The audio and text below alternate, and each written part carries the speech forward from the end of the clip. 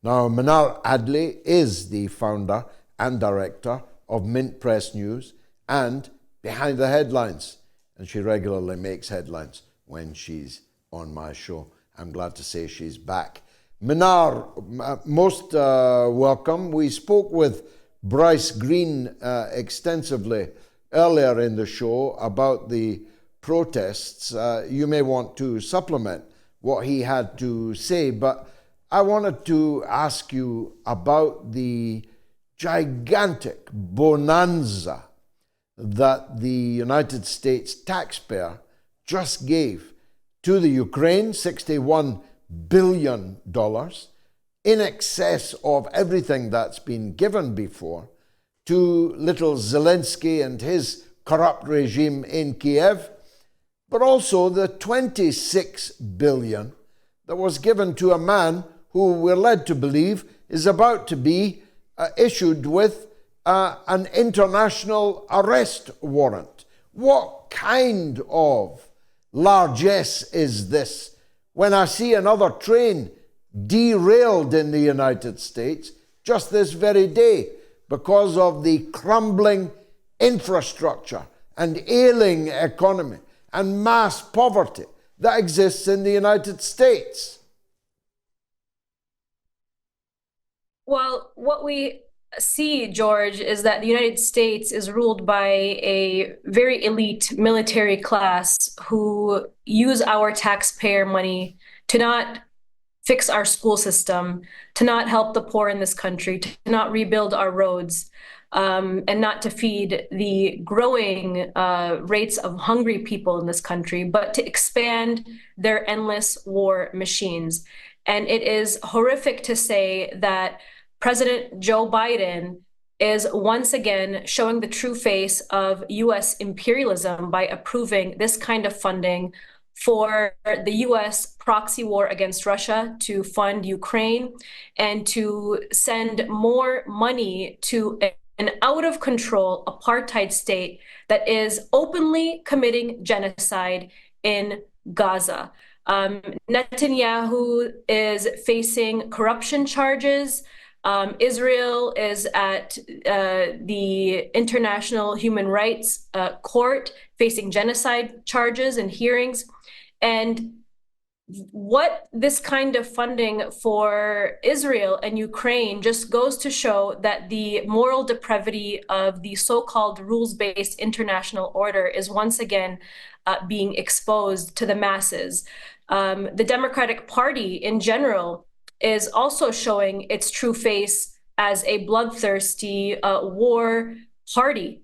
And so that's why we are seeing people revolt across the streets here, across student campuses here in the United States, because they are sick and tired of this cognitive dissonance where we have the president of the largest US empire in the world standing in front of people saying that they want to ensure that Israel protects civilians and that they don't like what Israel is doing, and that Joe Biden is really tired of Netanyahu, while actively funding the genocide, while handing Israel the very bombs to commit these war crimes.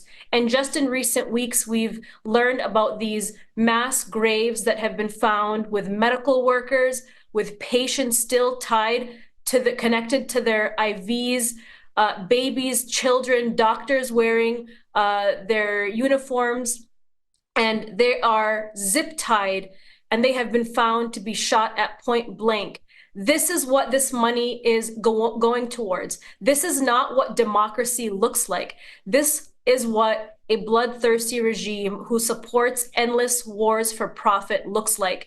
We see dead children, and these weapons manufacturers who are profiting from this, like Lockheed Martin, like Boeing, like General Dynamics, they see their profits increase. But what we're seeing across college campuses is truly awe-inspiring, George. It tastes and smells of a revolution. It's grassroots resistance. It's a globalized intifada. A generation of young people are setting the example of what true disobedience looks like in the face of one of the most horrific human tragedies of our time. which is Israel's genocide in Gaza, where the death toll has now reached over 40,000 civilians. But let's not forget that what Israel is doing in Gaza is just an outward expression of what US imperialism represents. Israeli terrorism is brought to you by US terrorism. These actions of what Israel has done in Gaza is what the US has done in Iraq and Afghanistan before this time. Well, and in my time, in many other places too, in Korea, in Vietnam, in Cambodia, in Laos, so many places have been laid waste, and mainly by so-called Democrat politicians. I've never had any illusions that the Democrats were somehow preferable to the Republicans, but it's vivid now, isn't it? The crimes you've just talked about in Ukraine, in Gaza, and now against the American people and their freedoms. They're all happening under Democratic Party rule. Exactly. It really begs the question, what kind of system do we live in when an institution like these university campuses can call the police to brutalize these students for opposing genocide, but there's no authority that these students can call to on the institutions that are supporting this genocide. And this is the true face of the Democratic Party, in that they will go to the end of the world to defend and protect Israel. This is the ugly face of capitalism, and this is the ugly face of a fake democracy that is controlled by a ruling military class. And it's 100% backed by Joe Biden himself and the Biden administration. I mean, look at the House Speaker who called the protests at these university campuses as being endorsed and supported by Hamas. They're painting them and framing these protests as anti-Semitic, as making Jewish people on campuses feel unsafe, where I have been embedded at the University of Minnesota student campus here in Minneapolis. And I will tell you, George, that not only is our university campus here in Minneapolis, but the majority of these campus encampments have been led by hundreds of Jewish students who say not in our name. And we are seeing police violently respond to these unarmed students who are chanting "Free Palestine." They're unarmed, and all they are doing is sitting in circles, holding hands with their tents up, doing die-ins and chanting "Free Palestine" and demanding that their schools divest from the very companies, weapons manufacturers, including Lockheed Martin, Raytheon, Boeing, General Dynamics, and other defense contractors who are responsible for dropping bombs in Gaza and in other places too. They're calling for an end to divestment from companies that are profiting off of the war in Somalia and in Yemen as well. And the police are responding with tasers, with batons. They're bearing their rifles. And we've even learned that snipers have been spotted on the rooftops of universities pointing their snipers at students. Police are tackling middle-aged women to the ground. Yesterday, I tweeted a video showing police shoving a bike very aggressively against 73-year-old presidential candidate Jill Stein, who was protesting with students at Washington University in St. Louis, Missouri. This is not what democracy looks like. This is what fascism looks like. And we have free speech in this country until we start talking about the war machine. I cannot begin to imagine if the images coming out of the student encampments now with the police brutality were coming out of Venezuela, we're coming out of Russia, we're coming out of Iran. You know, our media and our government would have endless calls for regime change because they would describe those protests as being fascistic. And yet it's happening right here in the land of the so-called free. The police as an institution, we have to remember, emerged out of slavery. It's a racist institution. The police exist in this country to ultimately protect capital and the capitalists' ruling class. The police claim they are here to protect and serve, but they are protecting the property of the rich and protect their monetary interests. And so despite the threats of police, George, these students are not backing down.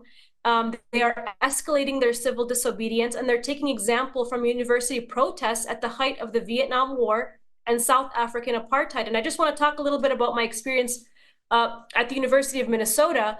I've been embedded with the students at the University of Minnesota. I've been one of the only journalists on the ground covering that encampment. And it's given me an inside view of what's happening on the ground across the country, who are protesting their companies' investments in companies that are profiting from Israel's genocide in Gaza. And these students are taking inspiration from 1968 anti-war protests that erupted on student campuses against US war, against Vietnam, and student protests in the 1980s against South African apartheid. In 1985, American universities such as Columbia and the University of California were calling on their administration to withdraw investments from companies tied to the apartheid regime in South Africa. A 6-member panel of trustees was formed immediately after that to end the blockade and to consider divestment, pulling back its investment in companies tied to the apartheid regime. And that year, they completely divested. And so historically, Colombia has set an example of how civil disobedience is an active and effective tool to make change. But today, Colombia's president, Namat Shaki, has violated academic freedom, despite 80% of students at Columbia polled showing support for divestment from Israel. And she has led this crusade to quash protesters by calling in the NYPD. And again, she represents the interests of the 1% ruling class. And most of these presidents at these universities do, and most of their boards represent the interests of the ruling class. I mean, she herself is an economist, a former high-ranking official at the World Bank, International Monetary Fund, and Bank of England, and she's a former president of the London School of Economics. And now the Israel lobbyist campaign here in the United States are pushing for the FBI to surveil students. They're urging Congress to reauthorize FISA Section 702 to spy on pro-Palestine protesters. And we have to remember that at the height of at the height of apartheid South Africa, the Anti-Defamation League did spy on student activists, including Desmond Tutu, and they shared that intelligence with Israel's Mossad. So I worry that we may be headed in that direction if we're not there already. But truth be told, George, this crackdown on student protesters shows just how terrified Israel is, how terrified the ruling class are of these protests. I mean, these students are the future of this country. And the fact that they're protesting, well, there is a Democratic president in charge, while the Democratic Party is in charge, shows that young people cannot be propagandized anymore when it comes to war. What the war in Gaza has done is allowed people to break through the fog of war. And so people who might have supported, sending weapons to Ukraine because, Ukraine's right to resist, are now seeing that US wars from top to bottom are based on lies and are for profits. And so this younger generation is seeing that, and they're taking it upon themselves to say, our tuition cannot be used to fund these wars, and especially not the war that we're seeing right now that's developing on our smart screens, the genocide that we are all witness to. Well, undoubtedly, all of that is true and very well explained by you. Just one last question. We both caned the Democrats, but this package could not have cleared the House if it were not for the support of a significant number, at least, of Republicans who only yesterday were telling us how they hated the snowdrops. They were so free speech. They demanded the right to say anything they wanted. No one had the right to be triggered by it, and all the buzzwords. They also said they were America first. Turns out they're Ukraine first, Israel first, not America first at all. It's war first, George. War is first. And that's what both parties represent. Both Republican and Democratic parties in this country might as well be the same party. We are ruled by a dictatorship here, which is the ruling military elite, and they run and control both parties. There is not a war, a single war, that both parties will not vote in favor of. And so what's really incredible now is that people are moving away from this two-party duopoly, and they are saying that they are ready for another option. We have been propagandized as Americans to believe that voting for a third party is a wasted vote. We have been propagandized in the last election that if we vote third party, that's just a vote that's going to go for Trump. Democrats are now trying to use that same propaganda again, but this time around, people are smart enough to know not to believe that propaganda because they see that both parties are going to give us the same thing. And the dumbest thing that Americans can do is vote for Democrat over and over again and expect different results. The dumbest thing Americans can do who are on the right is vote for Republicans and expect for something different to happen when both parties are going to give us continuous and endless wars. And so I'm really excited for this time. I know there's a lot of horrific things happening in Gaza and around the world, but in these dark times, a light always shines through that there are other options. And so we have to remember that we don't just have a Republican and Democrat to vote for. We can vote for third party. And just imagine, George, if all of the people who are disgusted by the two-party system put that energy and voted for a third party, like somebody like Jill Stein, for example, who was there at the student encampments, risking her life. She's a 73-year-old woman, but she has been involved in politics for decades.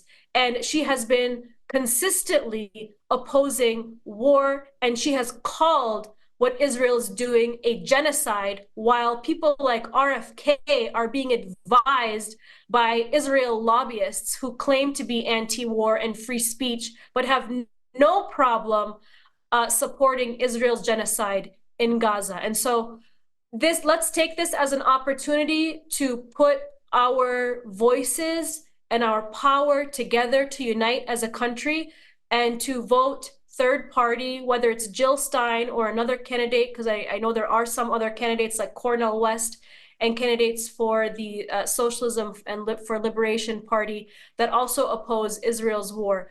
And so this is an opportunity to send a message to the two-party system that enough is enough. And we, as America, a country that has millions of people, should not only be represented by a two-party system. We should have the opportunity to vote for other parties if we are to truly call ourselves a democracy. Thank you so much. Well, I'm sure these fools put quite a few extra votes in Dr. Jill Stein, our friend, in her column at the next election. A 73-year-old woman, a presidential candidate, being assaulted and arrested on Joe Biden's watch. Mnar Adley, as always, thanks for joining us on the Mother of All Talk Shows.